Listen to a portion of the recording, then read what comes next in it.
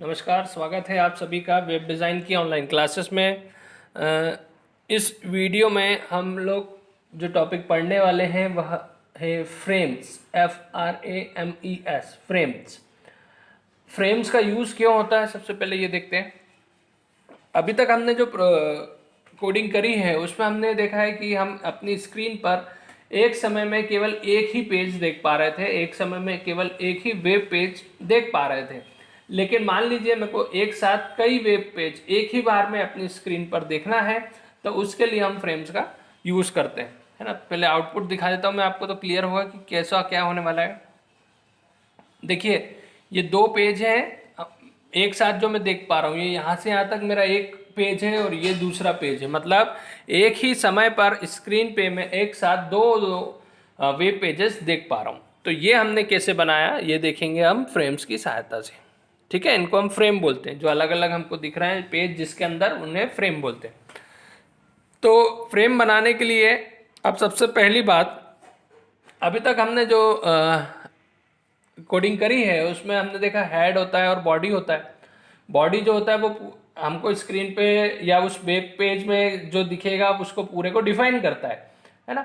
तो यहाँ पर बॉडी नहीं होगा, क्योंकि हम यहाँ पर फ्रेम्स बना रहे हैं। मतलब हम देखो, बॉडी में हम क्या बताते हैं कि पेज के अंदर क्या क्या दिखेगा, पेज के अंदर क्या क्या दिखेगा।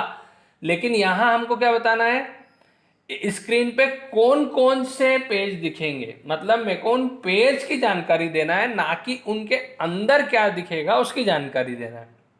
बात समझ में आ रही है। बॉडी से हम पेज के अंदर क्या दिखेगा वो बताते हैं, मतलब पेज बनाते समय। यहां हम कब आएंगे, यहां हम किस स्थिति में आएंगे, जब हमारा पेज तो बन चुका होगा। हमको एक से ज्यादा पेज जो बन चुके हैं उनको स्क्रीन पे दिखाना है, तो यहाँ बॉडी का यूज नहीं होगा, है ना। ये एक फ्रेम ऐसा हमारा टॉपिक है जिसमें बॉडी का यूज नहीं होता है। फ्रेम में हम केवल ये बताएंगे कि हमारी स्क्रीन के कितने भाग होंगे, किस हिसाब से होंगे, रो वाइज होंगे कि कॉलम वाइज होंगे, और उन भागों में किस भाग में कौन सा पेज दिखेगा, ठीक है। तो आइए स्टार्ट करते हैं। फ्रेम्स बनाने के लिए हमको फ्रेम सेट टैग की आवश्यकता पड़ेगी। Frame set, FRAMESET, frame set ये टैग है, ठीक है। अब इसका उपयोग करके देखो, फ्रेम सेट का उपयोग करके हम क्या करेंगे, है ना। दो चीजें आपको यहाँ पे समझना है। इस पूरे फ्रेम्स को हम दो भाग में डिवाइड कर सकते हैं, इस पूरे टॉपिक को हम दो भाग में डिवाइड कर सकते हैं। सबसे पहला भाग है कि डिफाइन करना, परिभाषित करना कि हमारी स्क्रीन के कितने भाग होंगे और किस हिसाब से होंगे, रो वाइज होंगे या कॉलम वाइज होंगे। ये पहला भाग हो गया। आई बात समझ में। पहले भाग में हम क्या बता रहे हैं, स्क्रीन के कितने भाग होंगे, किस हिसाब से होंगे, रो वाइज होंगे कि कॉलम वाइज होंगे।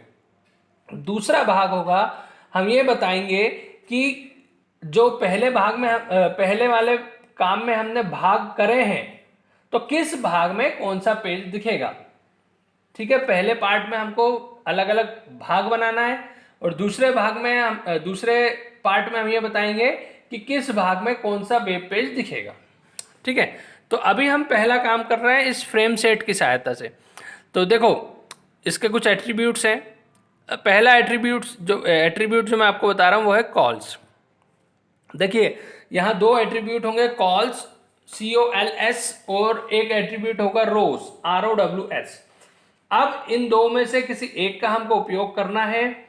अगर मेरे को मेरे वेब पेज को कॉलम वाइज डिवाइड करना है तो मैं कॉल्स का यूज करूंगा, और अगर रो वाइज डिवाइड करना है तो रोज का यूज करूंगा। एक बार देख लेते हैं कि अभी हमको जो आउटपुट दिख रहा है ना, वो कॉलम वाइज बटा हुआ है। मतलब एक कॉलम में ये दिख रहा है और एक कॉलम में ये दिख रहा है, ठीक है। अब अगर एक बार इसको मैं रोज में भी करके बता देता हूं आप लोगों को, तो अंतर समझ में आएगा।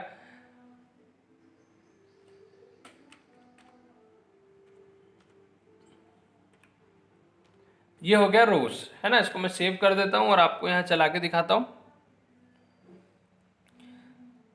तो देखेंगे आपको रो वाइज दिख रहा है ना। ये पहली रो हो गई और ये दूसरी रो हो गई। तो आपकी ज़रूरत के हिसाब से आपको क्या चाहिए, रो वाइज चाहिए कि कॉलम वाइज चाहिए, आप डिसाइड कर सकते हैं, ठीक है। तो रोज और कॉल्स एट्रीब्यूट समझ में आया। अब इसकी वैल्यू में हम क्या देंगे, तो देखिए आप रो का यूज़ करें या कॉलम का यूज़ करें, आपको इक्वल टू लगाने के बाद स्क्रीन पर कितने भाग में, कितने अनुपात में स्क्रीन को बांटना है। जैसे आपको कॉलम बनाना है तो 50-50 की % की कॉलम बनाना है, मतलब दोनों कॉलम को 50-50% मिल जाए स्क्रीन का, या आपको एक को 30 रखना है, एक को 70 रखना है, आपके ऊपर है। आप जितना भाग देना चाहें स्क्रीन का एक किसी फ्रेम को, वो अपने हिसाब से दे सकते हैं। या जरूरी नहीं है कि आपको 2 ही बनाना हो, अगर 3 बनाना हो तो, है ना, 3 में भाग कितने ही फ्रेम्स में हम हमारी स्क्रीन को बांट सकते हैं। ऐसे जरूरी नहीं है कि 2 में बांटें, ठीक है। जैसे अभी आपको दिख रहा है 50-50, तो हो सकता है मेरे को 50-50 नहीं करना हो, मेरे को 30 और 70 करना है, ठीक है। तो मैंने देखिए 30 और 70 कर दिया।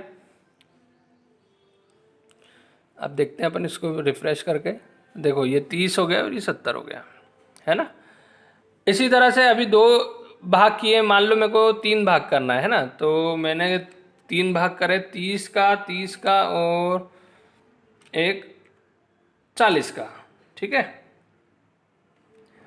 तो 3 फ्रेम बन जाएंगे। इसको सेव कर देता हूँ मैं। देखो इसको रिफ्रेश करते हैं तो हम देखेंगे हमको 3 फ्रेम दिख रही है, एक 30 की और एक 40 की। आगे बात समझ में। तो इस तरह से रोस और कॉल्स का यूज़ करके हम लोग सबसे पहले तो अभी कितने भाग होंगे ये बता रहे हैं, है ना। मैं वापस इसको 50-50 कर देता हूँ। तो ये पहला काम हो गया हमारा, ठीक है, कि हमको स्क्रीन के कितने भाग करना है और किस हिसाब से भाग करना है। तो मैंने अभी ये वाले एग्जांपल में 50-50 के 2 फ्रेम बनाए हैं रो वाइज। एक और एट्रीब्यूट होता है इसका बॉर्डर।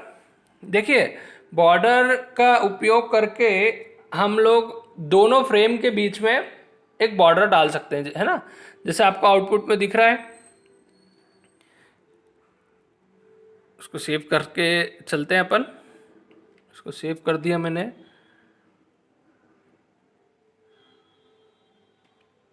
ना। ये बीच की जो बॉर्डर दिख रही है, तो बॉर्डर अगर डालना है तो हम बॉर्डर डाल सकते हैं बॉर्डर एट्रीब्यूट से।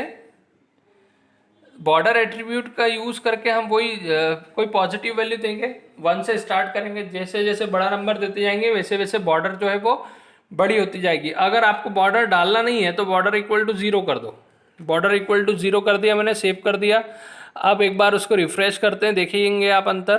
तो देखो अब बॉर्डर इक्वल टू 0 करने पर क्या हो रहा है, देखो वो एक ही दिख रहा है ना, बीच में कोई हिस्सा नहीं दिख रहा, बॉर्डर नहीं दिख रही, है ना।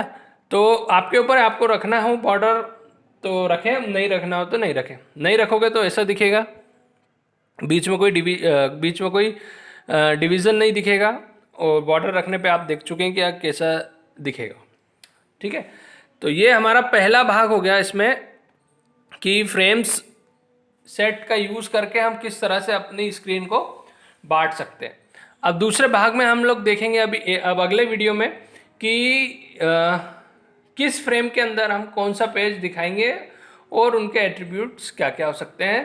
तो अगर अभी यहाँ तक कोई डाउट हो तो ज़रूर आप पूछें, है ना, कमेंट करके, और चैनल को सब्सक्राइब कर लें। अगले वीडियो में जल्दी मिलेंगे फिर से आगे के हमारे पोर्शन के साथ।